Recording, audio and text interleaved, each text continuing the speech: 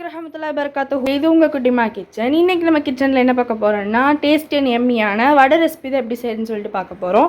அது உளுந்த வடை தான் நம்ம பார்க்க போகிறோம். அந்த உளுந்த வடை வந்துட்டு நம்ம உளுந்த வச்சு செய்ய போகிறது கிடையாது. நம்ம குழந்தைங்க ஸ்கூல் போயிட்டு வந்து ஈவினிங் ஸ்நாக்ஸாக கேட்டாங்கன்னா சட்டுன்னு நம்ம வீட்டில் இருக்க சாதத்தை வச்சு செய்யக்கூடிய வடை தான் நம்ம செய்ய போகிறோம். ஸோ அந்த ரெசிபி எப்படி செய்கிறதுங்கிறத வாங்க நம்ம வீடியோக்குள்ளே போய் பார்த்துடலாம்.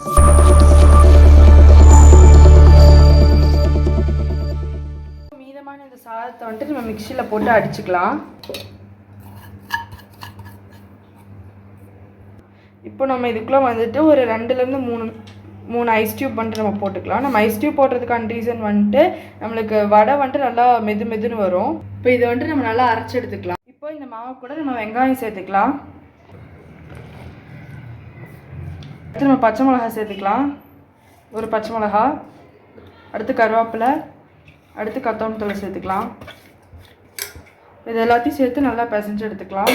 நம்ம அந்த சாதத்தை வந்துட்டு நல்லா அடித்து எடுத்துட்டோம். அது கூட இந்த வெங்காயம், பச்சை மிளகா, கருவேப்பிலை, கொத்தமல்லி தழை சேர்த்து நல்லா வந்துட்டு நம்ம மிக்ஸ் பண்ணி எடுத்துக்கலாம்.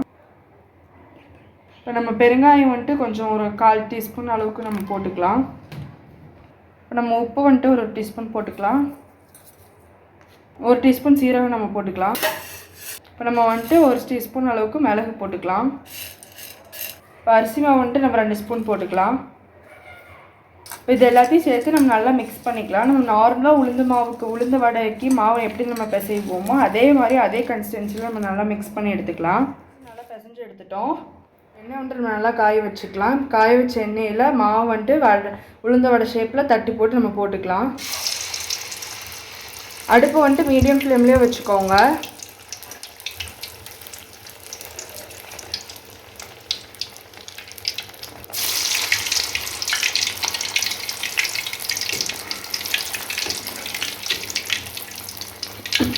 போட்டோன்னே நம்ம வந்துட்டு திருப்பி விடக்கூடாது. ஒரு 2 மினிட்ஸ் வெந்ததுக்கப்புறமா நம்ம திருப்பி விட்டுக்கலாம்.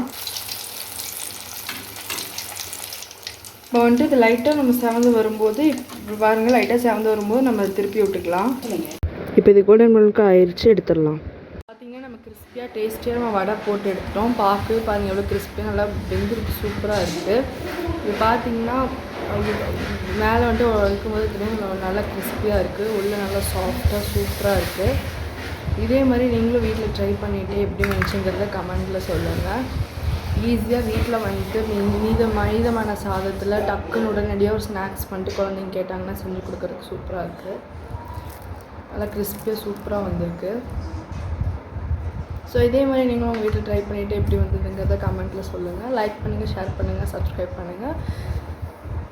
தேங்க்ஸ் ஃபார் வாட்சிங். அஸ்ஸலாமு அலைக்கும் வரஹ்மத்துல்லாஹி வபரகாத்துஹு.